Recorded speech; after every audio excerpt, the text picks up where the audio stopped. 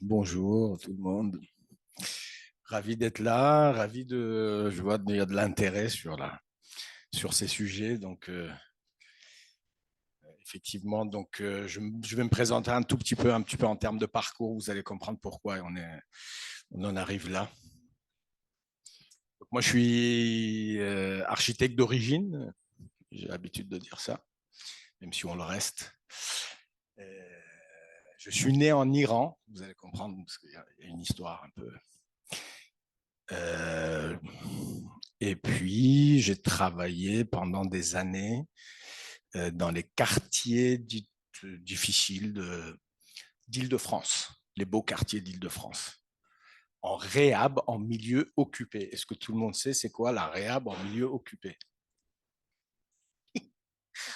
Oui, oui. Okay.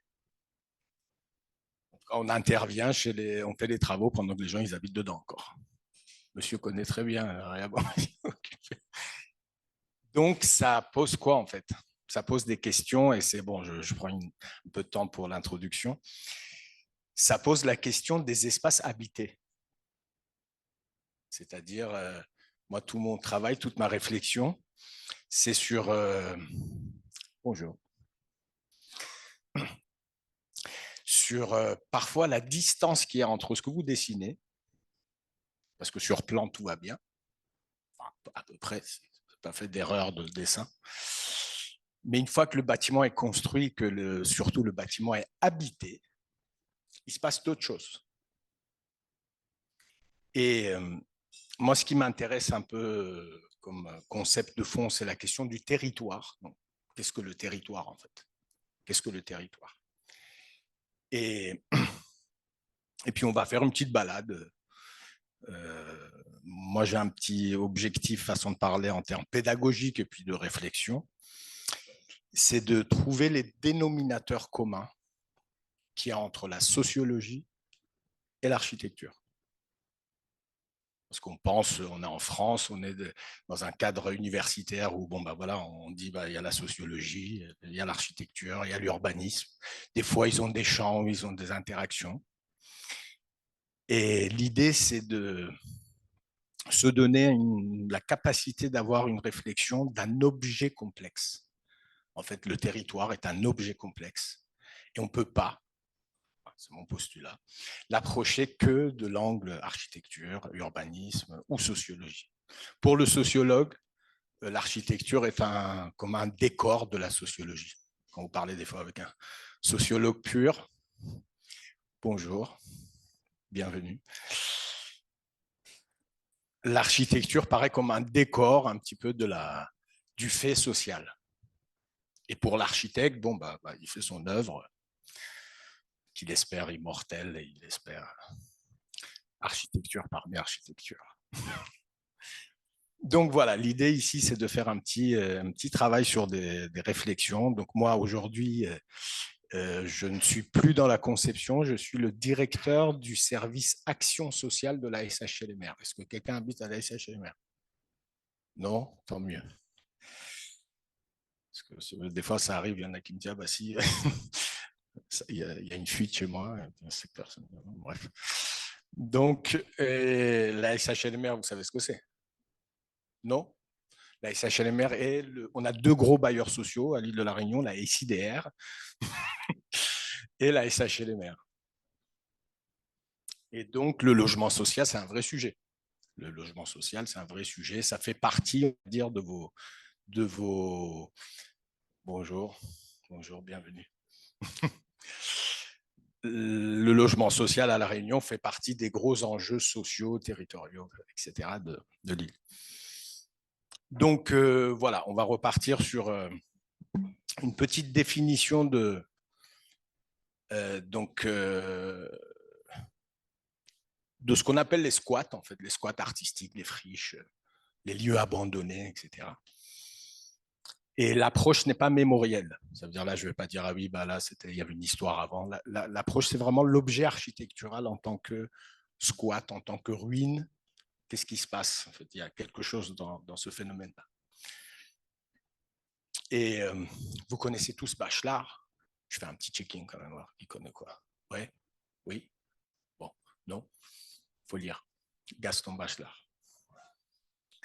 Pourquoi je dis ça? Parce que Gaston Bachelard, philosophe, phénoménologie, etc., a développé une réflexion extrêmement intéressante sur le lien entre la structuration mentale, l'espace existentiel et l'architecture. Parce qu'il y en a, il y a un lien, évidemment. Donc, bon, Gaston Bachelard.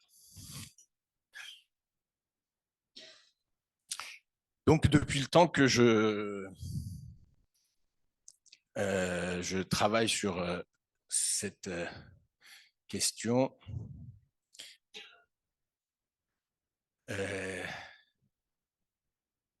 ce qui me paraît extrêmement important, bon, c'est mis en gras, mais donc l'aménagement, même sa définition sémantique, Larousse, etc., c'est un acte de mise en ordre de l'espace. Donc vous allez, dans votre activité, vous mettez en ordre, vous construisez des espaces. Enfin, l'aménagement s'oppose un petit peu à la forêt, à des espaces sauvages. Donc l'aménagement vient mettre de l'ordre, de la rationalité dans l'organisation spatiale, ainsi que l'architecture d'ailleurs. Et, hop. Et parmi les définitions, ça va peut-être vous paraître un petit peu bizarre, du territoire, que j'ai trouvé les plus fécondes, c'est cette histoire de un territoire est le produit d'un espace et d'un pouvoir, un pouvoir politique. Un pouvoir politique qui peut être, ou un pouvoir animal, on va dire. C'est les fourmis, ils ont un territoire. Les hommes ont des territoires. Et le territoire est forcément à des périmètres. Il n'y a pas de territoire infini. Le territoire implique forcément la notion d'un périmètre, d'un contour.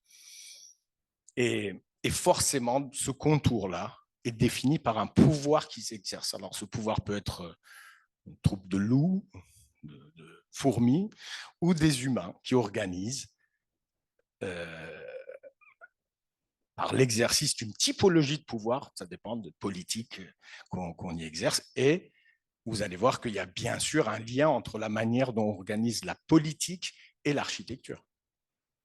Où vous placez la mairie, la taille de la mairie, l'institution, tout ça sont en fait, ont un lien fort avec la nature même de la politique qui s'exerce sur ce territoire. Et la culture. Vous allez en Orient, les fenêtres sont toutes petites. Aussi pour ne pas laisser rentrer le soleil, mais aussi par le statut de la femme. Parce qu'il y a une intimité qui est pensée d'une manière extrêmement forte. Et que de toute manière, l'architecture est là pour accompagner un petit peu ces faits culturels. Donc, je suis en train de vous dessiner un petit peu le lien qu'il y a entre la forme architecturale, l'aménagement et finalement la politique au sens du pouvoir qui s'exerce sur ce territoire. Donc, c'est ça, en fait, l'architecture organise l'espace pour des fins, enfin pour du social. L'architecture n'est pas juste la production de l'œuvre. L'architecture est à la taille du corps humain, mais organise finalement la typologie des liens sociaux. Vous voyez, même l'aménagement même de cet espace-là définit la typologie des liens qu'on a là ensemble. Si on avait fait une table ronde, on n'aurait pas du tout la même typologie de liens ensemble. Oui ou non? Là, on s'est organisé comme ça, on a mis des chaises, il y a un gars qui est devant, il parle. Donc, déjà rien que ça, l'organisation spatiale avec l'immobilier, on est en train de modifier nos liens sociaux. Donc, voilà, c'est ça sur quoi j'aimerais un petit peu vous sensibiliser. Et en fait, c'est une réalité sociale qu'on rend minérale. L'architecture est une réalité sociale, une typologie de vivre, une culture particulière qu'on rend minérale, on construit en dur.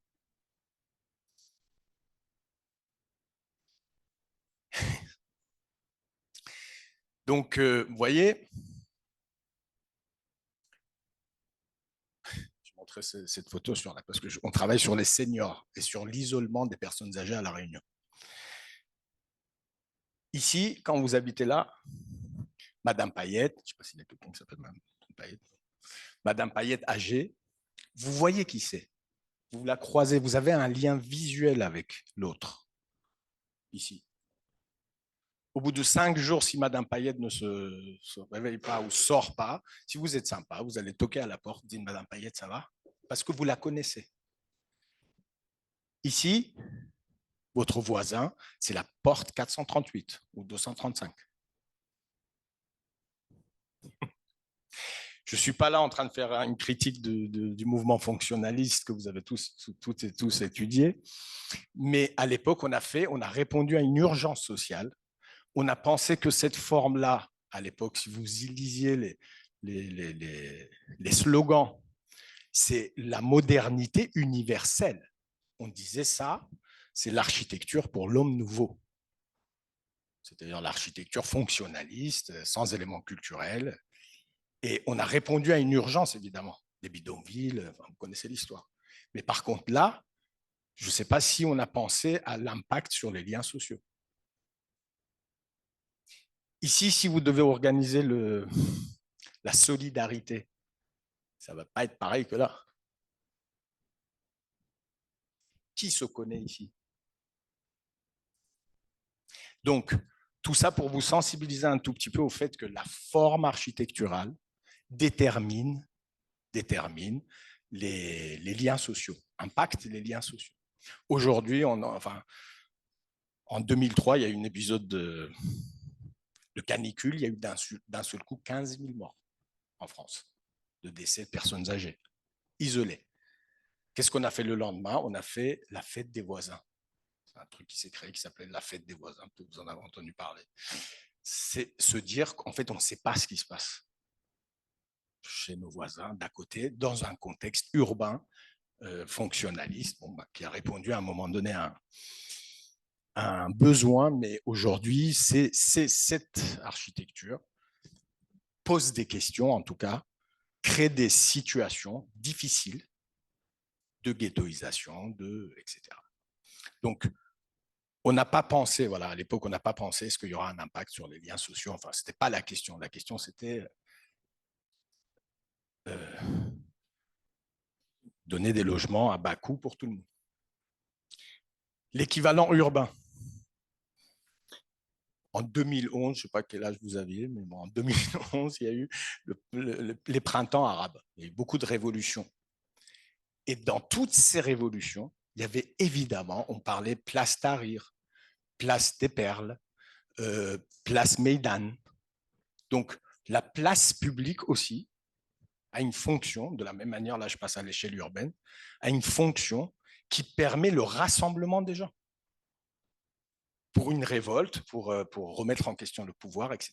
Si je fais un urbanisme sans place dédiée pour que les gens puissent se rassembler, je contrains physiquement la capacité de la révolution. Il y a bien des doctrines dans certains pays où l'urbanisme vient se positionner comme étant un urbanisme sécuritaire. La mention d'Israël, la mention de la Chine, on a des productions où vraiment en arrière-plan, on réfléchit aux lieux, aux grands espaces, aux places, en termes de est-ce qu'on va pouvoir intervenir, l'armée va rentrer par où, etc., etc. Donc voilà, l'architecture ne va pas sans la performance sociale, que ce soit à l'échelle groupe ou à l'échelle de l'individu. Donc, l'autre sujet majeur de la sociologie, c'est quand même l'ordre social. Est-ce que vous avez réfléchi à l'ordre social? En fait, la sociologie, son sujet, un de ses sujets majeurs, c'est le maintien de l'ordre social. De la même manière que l'architecture construit de l'ordre architectural. On met de la rationalisation. On ne fait pas de l'architecture chaos. On fait de l'architecture rationalisée pour qu'on puisse s'y déplacer et pour que les choses soient fluides. De la même manière, la sociologie, la culture, les lois, le contrôle social est là pour assurer l'ordre social, une certaine pacification dans nos relations humaines. Donc déjà, je trouve que pour démarrer sur notre histoire, lien entre sociologie et architecture, on peut considérer que la question de l'ordre est le dénominateur commun. Les deux sont mobilisés pour créer de l'ordre. Et aussi, surtout, le maintien de l'ordre. Le bâtiment se dégrade, qu'est-ce qu'on fait? On le répare. La société se dégrade, se fragmente, qu'est-ce qu'on fait? On fait des actions de réparation. On essaye de remettre les gens ensemble. La cohésion sociale. Vous avez entendu ce terme-là, on va parler de la cohésion sociale, mais c'est marrant, on parle aussi de la cohésion territoriale. Il y a des agences, il y a des institutions de cohésion territoriale. Donc la notion de cohésion, vous l'avez en commun aussi en sociologie et à la fois dans l'aménagement du territoire. Donc, quand on fait de l'action sociale, par exemple, ce que je fais, moi, je fais de développement social urbain. Pour ceux qui m'auront en cours, je vais essayer de développer un peu c'est quoi le développement social urbain. Mais en fait, c'est très simple. On essaye de réparer justement les situations de désordre social et architectural.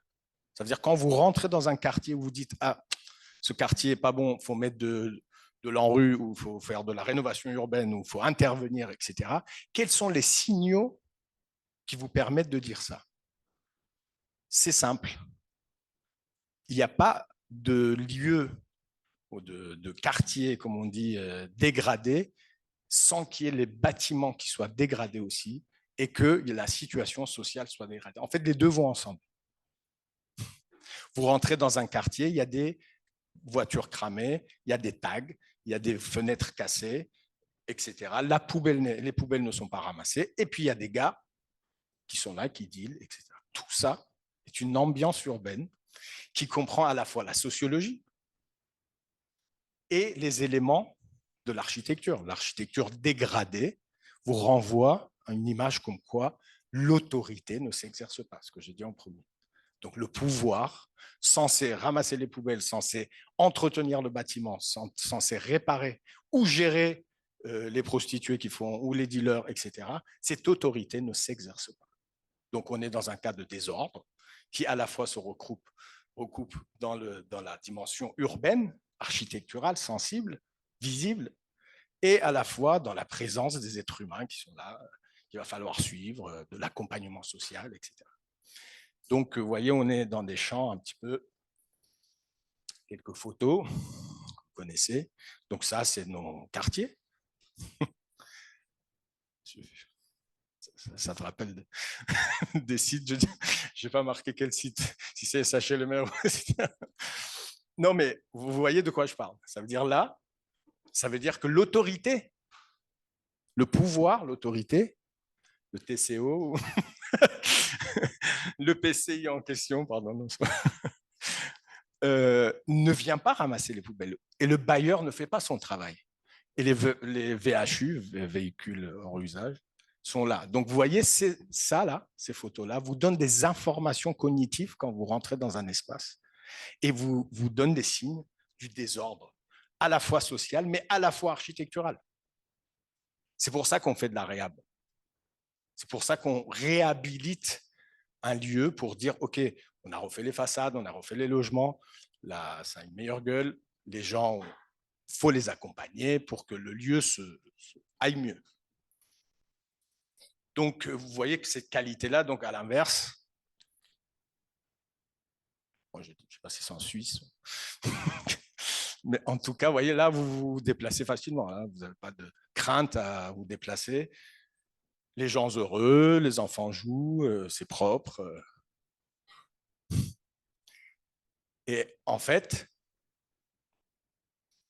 c'est la fonction de l'habiter, la manière dont les gens habitent un lieu qui va faire la qualité architecturale, la qualité des lieux, même au-delà de la qualité architecturale.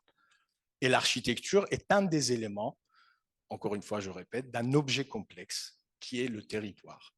qui comprend à la fois la géographie, la typologie architecturale, qu'est l'architecture, on a fait, et la culture et la politique qui est là. La manière dont la politique s'organise se voit dans l'architecture. Vous voyez bien l'architecture de Mussolini ou de la Chine ou soviétique, les bâtiments vous écrasent. Je ne sais pas qui a vu la gare, une gare en Italie, fameuse, où la taille est gigantesque. Donc on rentre dedans, on a la puissance de l'État.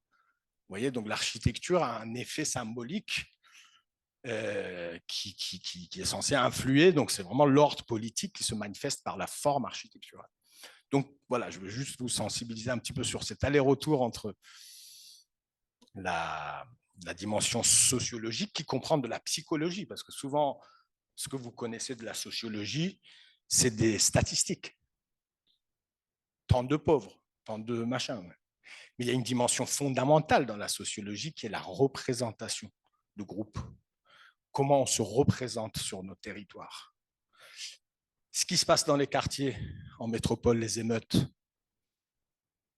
Le problème, c'est pas des... Là, allez, je partage 2 secondes avec vous quelques expériences comme ça. Je discute avec un jeune, c'était en métropole, ça deal, etc. Ils n'arrêtent pas de se bagarrer avec les gens d'en face.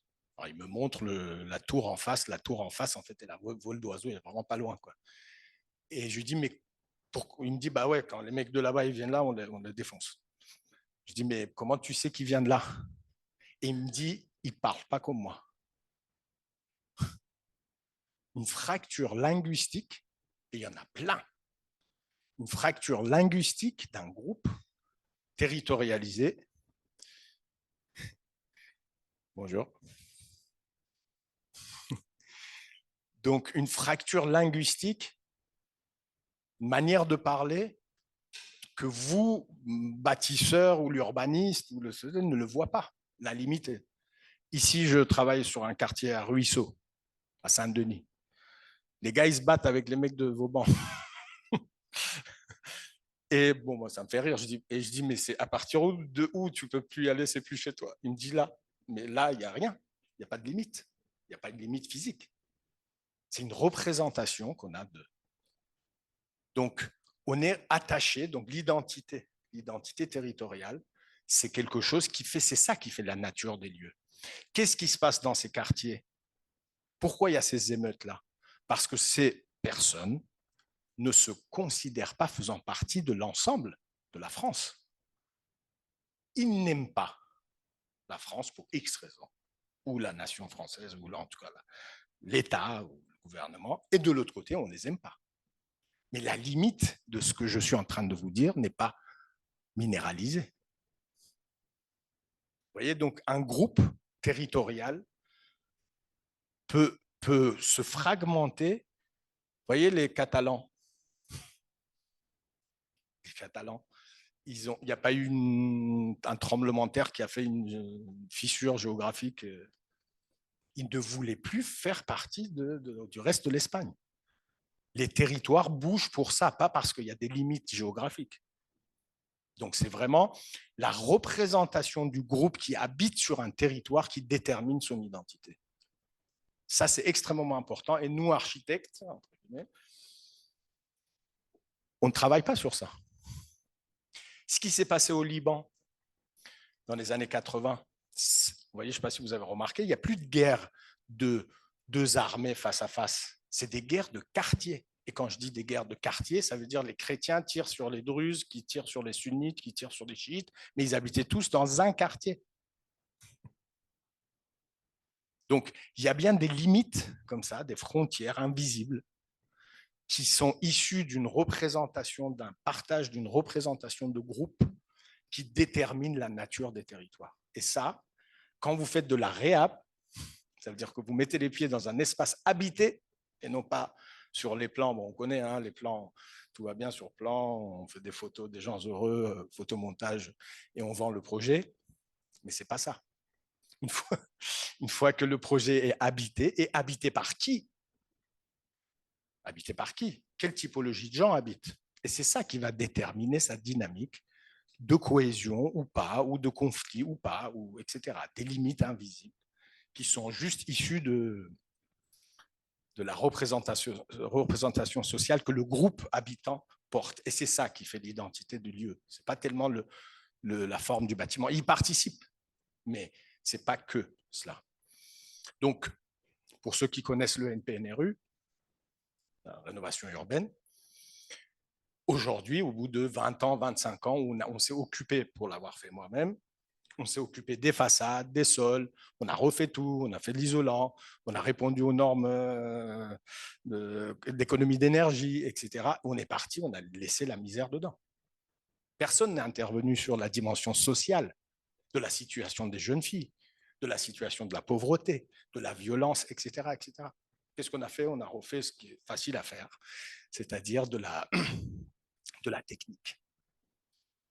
Donc, voilà, ne vous inquiétez pas, c'est juste un retour de témoignage de ce qui, moi, en tout cas, m'a fait à un moment donné basculer de l'architecture vers l'action sociale, où je me suis dit, mais le sujet, il n'est pas tellement dans la technicité. Et d'ailleurs, au niveau national, les ministres, etc., quand on assiste à un petit bilan qu'ils font du NPNRU, ils se disent, eh ouais, effectivement, on aurait dû peut-être passer un peu plus de temps sur la dimension de l'accompagnement social.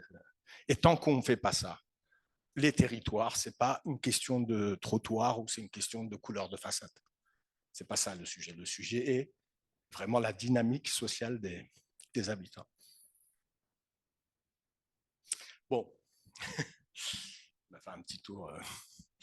Donc là, je reviens un peu au sujet qui est un peu central dans ce propos et qui est du coup une friche. Il y en a au port. Et du coup, je propose une petite définition. Un ouvrage, un lieu où aucune autorité n'exerce un contrôle. C'est ça, finalement, un lieu abandonné. Et cette absence de contrôle est visible par la dégradation qu'on voit, parce qu'il n'y a plus personne qui fait de la maintenance. En fait. Donc, vous voyez, l'autorité ne s'exerce pas. Mon propos, il est à la fois sur la genèse de l'architecture, mais aussi sur la maintenance de l'architecture, des lieux. Parce qu'il c'est une action constante d'entretenir. C'est à chaque fois, je dis, mais combien de fois vous avez nettoyé, rangé, balayé votre logement, il redevient bordélique, vous remettez de l'énergie pour le ranger. Donc, les espaces sont un peu pareils. La société est un peu pareille. Donc, il faut constamment une dynamique de maintien ou de développement ou de restauration des liens sociaux. Donc, les friches, ouais, voilà. Donc, on voit les friches. Il n'y en a pas tant que ça à La Réunion, mais bon, il y en a quelques-uns mémorables.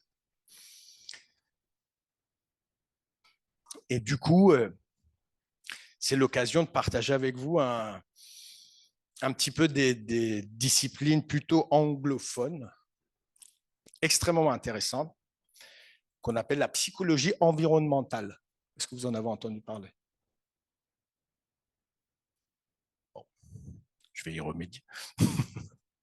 La psychologie environnementale, donc ici en France, on a l'école freudien, etc., avec vraiment cette doctrine très marquée par Freud et Lacan. En Angleterre, les Anglais, ils ont développé quelque chose de plus lié à ce qu'on appelle une approche écologique, pas écologique au sens CO2, développement durable, écologique au sens de lieu de vie, c'est-à-dire de sphère où un être évolue. Et c'est une approche très intéressante dans le sens où on considère l'ensemble du territoire, sa forme, sa géographie, ses ressources et les habitants qui sont dedans comme un système unique. Comme un système avec une dynamique, avec des interactions en commun. Et du coup, vous voyez par exemple ce que j'ai dit là tout à l'heure, ça, vous rentrez, vous savez que là, c'est un lieu de conférence, vous avez un comportement particulier. Si j'avais noté gros stuff, on aurait eu un comportement différent. Le même lieu peut accueillir des scénarios de comportement complètement différents. Des salles polyvalentes, Voilà, ça peut être un lieu de prière, comme un lieu de réunion politique ou de deuil, ou de bar mitzvah. Voilà. Et tout ce comportement-là se déroule dans le même espace. Donc, vous voyez que le comportement détermine, ou quand vous rentrez dans un lieu un peu dit religieux, vous vous tenez d'une manière particulière. Vous avez déjà des comportements. Donc, les lieux imposent un petit peu une typologie de comportement. Mais les lieux sont aussi, et là je parle vraiment de l'architecture au sens mobilier, morphologie, sont une forme, alors donc là, la version anglaise, affordance, le concept d'affordance, extrêmement intéressant. Une chaise vous offre une possibilité d'usage. Vous pouvez faire comme ça, vous pouvez le retourner, vous pouvez s'asseoir. Vous voyez, la forme même propose quelque chose. C'est une offre. La cour de l'école vous offre une certaine manière de vous déplacer. Vous voyez, tout ça, je suis en train de vous dire que la morphologie de l'espace impacte la manière physique où vous vous déplacez dans l'espace et votre comportement. J'organise la ville ou l'architecture et je peux influer sur la manière dont vous allez vous comporter. Donc, c'est une interaction. Donc, à la fois comme des opportunités, parce que c'est une manière de se nourrir. Alors, je dis par exemple, des fois, on se pose la question, moi, je fais de l'insertion des jeunes. On dit, bah oui, alors là, il faut que tu t'en sors, on l'accompagne, etc. Mais est-ce qu'il a un bus pour l'amener au boulot? Donc, qu'est-ce qu'il a dans son environnement pour s'en sortir, en fait? Qu'est-ce qu'il a comme infrastructure pour s'en sortir? Et tout ça sont des choses qui impactent fortement la destinée de chaque individu, où j'habite. Et ces opportunités sont en interaction avec, vous voyez l'exemple? Aucun archi, je pense à l'origine, quand ils ont fait le rampe de ils ont pensé que ça allait devenir un nouveau sport codifié, etc. Vous voyez, là, on est dans un cadre de détournement. Ça, c'est une affordance, mais qui n'était pas pensé à l'origine pour. Mais quelqu'un, la personne qui a rencontré cet objet a dit, ah tiens, je peux monter en... Et ça y est, on est parti dans un nouveau style de sport, etc. etc. Donc, ou à l'inverse, par exemple, on fait, en bon architecte, on fait un joli banc au milieu d'un groupe d'habitation, en pensant que les personnes âgées vont s'y mettre, etc. Paf, il y a 5 gars qui dealent. Tout le monde se plaint, monsieur, qu'est-ce qu'on fait? Est-ce qu'on peut retirer le banc? Et c'est arrivé, on retire le banc. Moi, j'ai fait de la réhab en milieu occupé dans les quartiers difficiles. On avait des rendez-vous avec la police qui nous disait, monsieur, les casquettes, vous les enlevez. Casquette, bon architecte, ah bah, quand tu arrives, tu veux faire le code, faut être couvert, etc. Ça part des bonnes intentions. Mais qu'est-ce qui se passe? En dessous, les gars, ils squattent et ils dealent. Ceux-là, ils fument. Et quand tu passes, ils ne disent pas bonjour. Donc, vous voyez, les espaces habités d'un coup se révèlent une fois qu'ils ont été conçus et construits. En fait, c'est par rapport à l'usage qu'on en fait, où là, d'un coup, tout change, tout peut changer. La police te demande de retirer le bas, il ne faut pas qu'il y ait de métal dans les portes pour qu'ils puissent voir qui se cache. Ils sont dans les couloirs, ils se font caillasser. Enfin, en métropole, hein, ici en France, ça va. Enfin, en France, pardon. À La Réunion, ça va. Même au port, par rapport à certains quartiers de métropole, c'est... Voilà, heureusement. Donc, vous voyez qu'il y a quand même une interaction entre la morphologie des choses, même du mobilier, avec la manière dont la personne rencontre cet objet. Artistiquement, pareil, vous pouvez retrouver quelque chose, un meuble, un truc, et faire une œuvre artistique avec. Le détourner, le déconstruire, trouver d'autres usages. Donc, quand il y a des ruines, quand il y a des lieux abandonnés dans une ville, bah, en premier lieu, le pouvoir, l'autorité, se dit, bah, tiens, ça craint. faut réparer, il faut fermer, il faut bloquer, faut bloquer ce squat. Pourquoi? Parce qu'on y deal, parce qu'il y a la prostitution qui s'organise, etc. Vous avez entendu parler de la théorie des vitres cassées? Alors, ils ont fait des études aux États-Unis, donc l'école de Chicago, hein, sociologie urbaine. Ils ont fait des études sur plusieurs années. Un bâtiment abandonné, deux vitres qui se cassent, c'est pas réparé. Dans le temps, troisième, quatrième, le truc qui continue à se dégrader. Et plus il se dégrade, plus il donne des signaux comme quoi le bâtiment, il n'est pas contrôlé. Il n'est pas contrôlé, les junkies vont se mettre dedans. Et une fois qu'ils sont dedans, non mais statistiquement, il y a un lien entre l'abandon des lieux et l'éventualité, je dis bien l'éventualité, d'un désordre social, prostitution, vente de drogue, etc.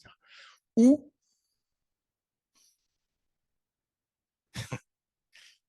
ou ça peut devenir un laboratoire de liberté artistique.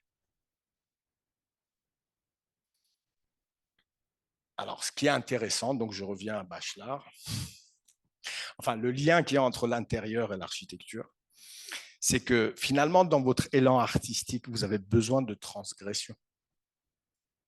À un moment donné, on déconstruit quelque chose pour la forme nouvelle, on transgresse. Et bien, ces lieux-là, finalement, on montre un intérêt, une performance sociale, dans le sens où ils permettent une transgression. Et cette transgression, en fait, elle est super importante, éthiquement, moralement. Et généralement, on combat. L'autorité dit, ben non, mais qu'est-ce que c'est que ça? C'est pas sous notre contrôle, qu'est-ce qui s'y passe, etc. Mais en fait, ça devient aussi un lieu où d'un coup, l'artiste, pas le drogué, j'ai rien contre les drogués, pas les drogués, mais l'artiste, quand il rencontre cette affordance, pour répéter mes concepts, ce lieu-là, bah, il a une créativité, il a une naissance de créativité. Et ces lieux-là, finalement, deviennent ça, c'est la Réunion.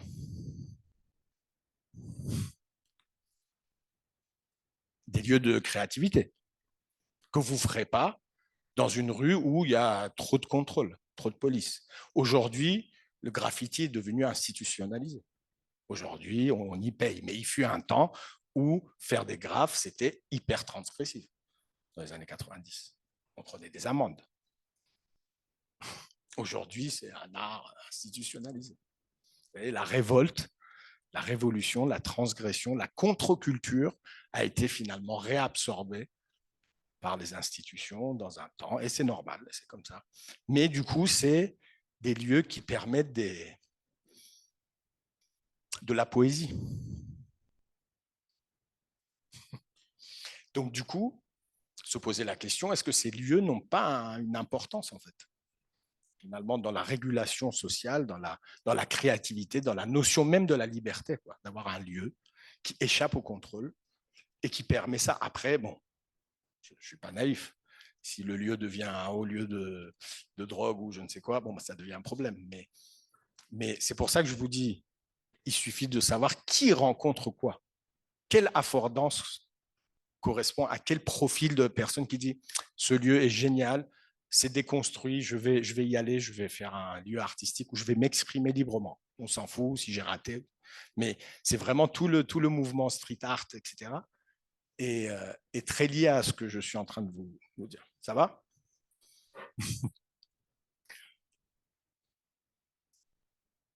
Monsieur. Monsieur connaît bien le site, parce que c'est SIDR. Et c'est un bâtiment qui va être démoli. Donc, comme ça va être démoli dans le cadre de NPNRU, du coup, c'est open bar. C'est pas mal. Enfin, bon, on aime ou on n'aime pas, hein, mais en tout cas, c'est devenu un lieu d'expression. Vous connaissez ce endroit? À Saint-Denis, à côté du CGSS, Vauban.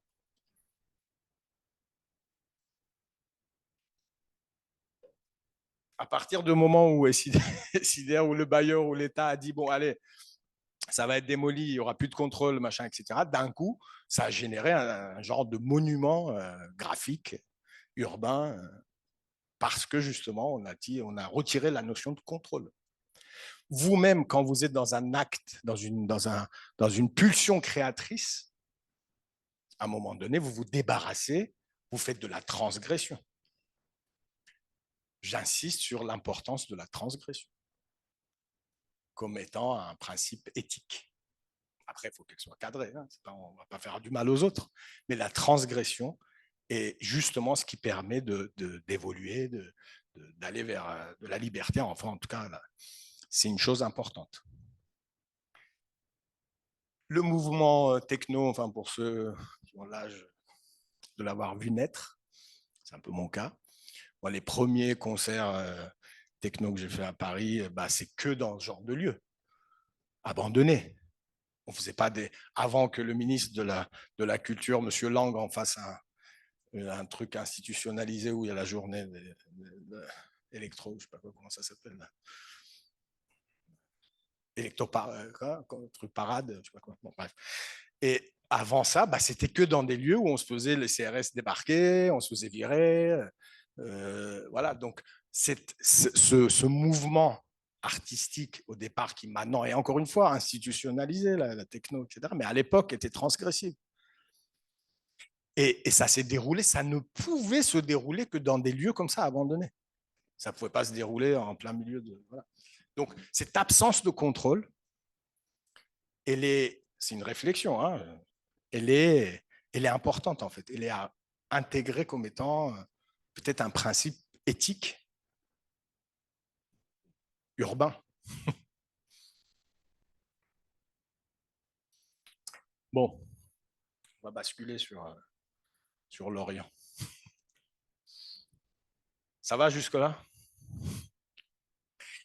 Bon, comme il se fait que je suis iranien et que je peux partager un tout petit peu un principe un peu culturel avec vous, il me paraissait important de. En fait, qu'est-ce que j'essaye de démontrer? Que ce principe des lieux abandonnés, des ruines, est un objet universel. Ce n'est pas que de l'urbanité européenne, etc. Donc, l'Iran est un pays multimillénaire, on va dire.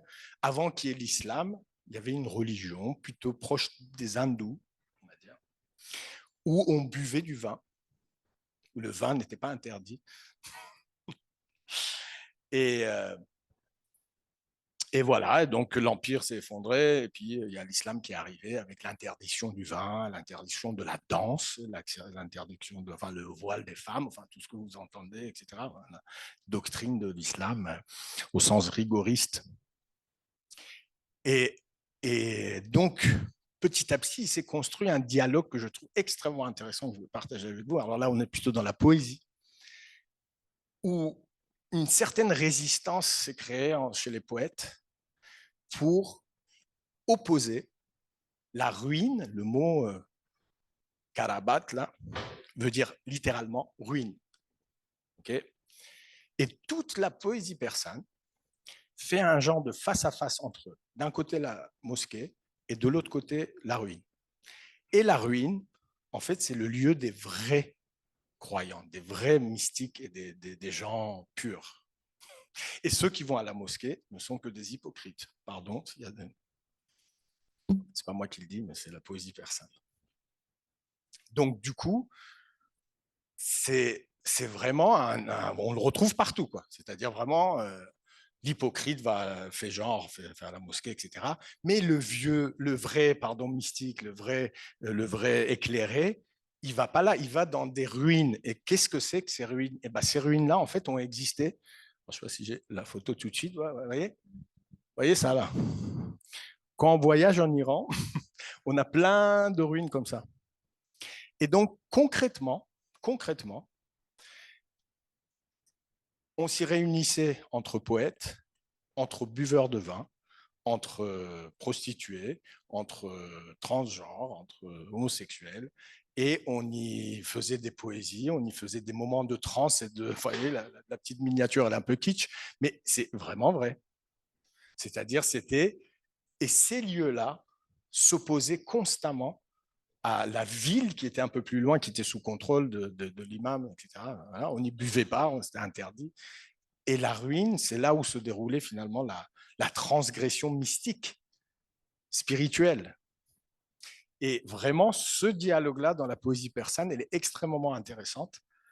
Et je me suis dit quand même, ça ressemble en fait à ce que je viens de vous décrire. C'est-à-dire, de la même manière, ces lieux où il n'y a pas de contrôle, en Occident, dans notre tissu urbain, permettent de la transgression, de la création artistique.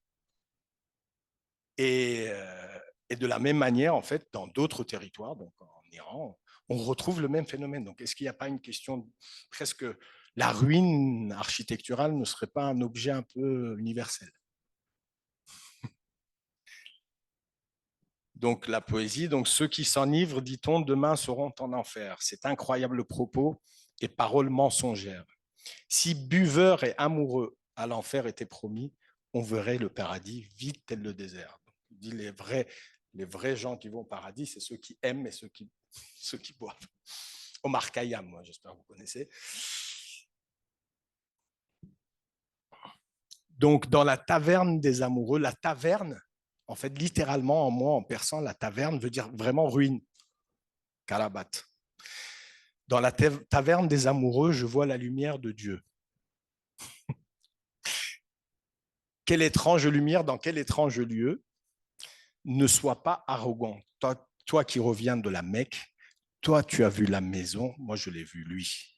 C'est-à-dire, c'est vraiment une transgression. Et je peux vous dire que ces mots sont très, ça dépend, enfin, parfois on y perd la vie à dire ça dans certains territoires.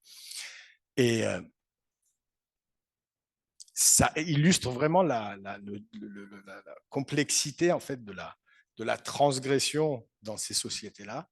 Et finalement, on retrouve les mêmes structurations d'une ruine qui va représenter le lieu de liberté, en fait. Un lieu où le contrôle ne s'exerce pas. Et ce que je suis en train de dire est valable intérieurement, puisque quand vous dites je vais être créatif, il faudrait quelque part que vous vous débarrassiez de l'autorité, des canons et de tout ce que vous avez appris. Donc le phénomène est à la fois interne, à la fois spirituel comme ça, et à la fois physique, puisqu'on le retrouve dans ces lieux dont je viens de vous en parler.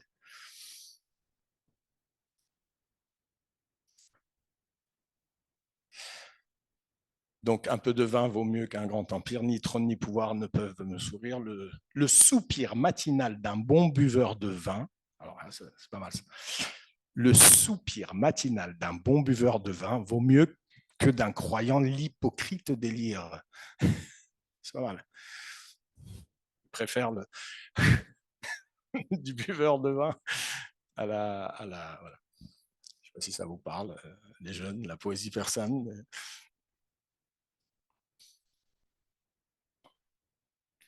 Donc, pour celui qui possède un morceau de pain, un grand flacon de vin, vivre avec une belle au milieu des ruines vaut mieux que d'un empire d'être le souverain.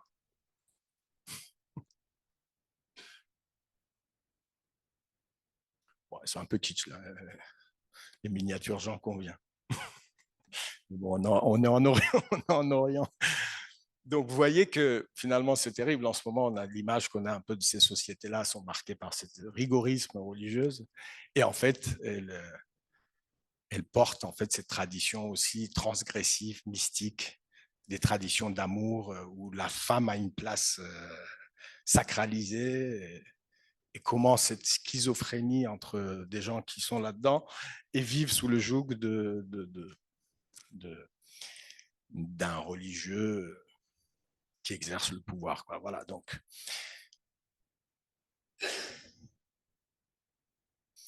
Euh,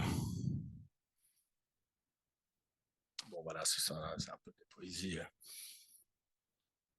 qui sont dans une négation du rite de la Mecque en disant voilà l'expérience est intérieure, l'expérience de Dieu est une expérience intérieure et non pas tu ne dois pas prendre le voyage aller à la Mecque dans une maisonnette et regarder si Dieu s'y trouve. Vous voyez là la guerre qu'il y a dans les lieux saints, c'est quand même on est marqué par une importance qu'on donne fortement à des dieux qu'on pressent habité par Dieu, comme centralité, que ce soit le temple de Salomon, etc. On dit Dieu l'a fécondé, comme la Mecque, etc. Donc, quelque part, la territorialisation qu'il y a dans ces religions-là ont connu aussi des transgressions. Là, on va aller un peu dans le champ chrétien. Alors là, on va un peu dans l'Apocalypse de Saint Jean. Je ne sais pas si vous avez votre culture biblique en place, mais bon, je vais aller vite parce que dans la révolution christique, le Christ vient parce que lui aussi, il est dans une transgression. Le Christ est dans une transgression. Il est dans une transgression d'un ordre existant préalable. Et pour ce, alors c'est intéressant pour les architectes de s'intéresser au temple de Salomon. Vous savez, c'est où le temple de Salomon? Vous voyez le mur de lamentation? On fait comme ça devant, vous avez vu, voilà. Ça, c'est les ruines du temple de Salomon. Temple de Salomon, pourquoi c'est intéressant? Parce que c'est une architecture où le bon Dieu a dit, tu me fais un truc de tel coudé, il a dessiné les plans presque. C'est une architecture révélée. Donc, c'est quand même intéressant de s'y intéresser parce que c'est... Et finalement, donc, tout l'ordre social, l'ordre religieux, l'ordre pouvoir s'organiser autour de ce lieu-là. Et je ne suis pas chrétien, plus musulman, plus que rien du tout, mais le Christ, il arrive avec une transgression. Lui, il vient, il dit, c'est plus ce lieu-là, mais c'est partout, c'est dans votre cœur, etc., etc. Et ce qui est très étrange, c'est que dans un passage de la Bible, Saint Jean rêve une vision, il a une vision, et l'objet architectural majeur sur lequel on a construit tout l'Ancien Testament, etc., dans son rêve, il dit, la place de la ville était en or pur comme du verre transparent, je ne vis plus de temple dans la ville. Il a fait disparaître dans sa vision l'objet architectural. Ça veut dire, qu'est-ce que ça veut dire? Ça veut dire la spiritualité est un appel vers le dehors et non pas l'objet architectural. Donc pareil, c'est une transgression d'un modèle de pouvoir, d'architecture, d'organisation rationalisée, etc.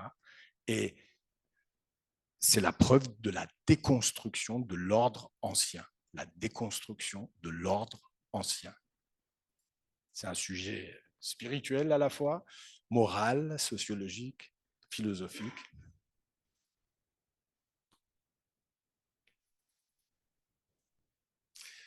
Donc souvent, on voit les mystiques chrétiens, on ne les voit pas dans le bâtiment, on les voit dans les déserts. C'est l'opposition même à l'architecture. C'est le dehors, c'est la liberté.